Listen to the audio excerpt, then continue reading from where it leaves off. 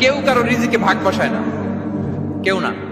আমরা অনেকে মনে করি যে আমি ওকে দিলাম, ওকে খাওয়াইলাম, আমি বোধহয় খাওয়াইলাম। না, সে আপনারটা খায় নাই, সে তার রিজিকই খেয়েছে। আমাদের ঘরে আমাদের বন্ধু বান্ধব আসে অনেক সময়, আমাদের ঘরে অনেক সময় অতিথি আসে, তাদেরকে আমরা আপ্যায়ন করি, তাদেরকে খাওয়াই। আসলে সে আমারটা খায় না, সে কারটা খায়? তার নিজেরটাই খায়।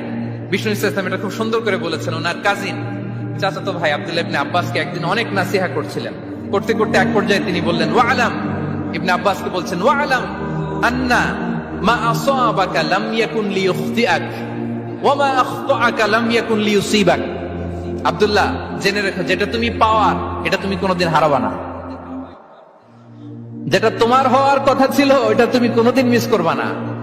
আর যেটা তুমি পাওয়ার কথা না, গোটা বিশ্বের সব শক্তিকে হাতের মুঠোয় আনলেও সেটার দেখা তুমি পাবে না, পাবে না। ওয়ালাম আন্নামা আসাবাকা লাম ইয়াকুন লিইখতিআক ওয়া মা আখতাআকা লাম ইয়াকুন লিইউসিবাক রুফিআতিল আকলাম ওয়া জাফফাতিস সুহুফ। আব্দুল্লাহ, রিজিক নিয়ে চিন্তিত হয়ো না, রিজিক নিয়ে পেরেশান হয়ো না।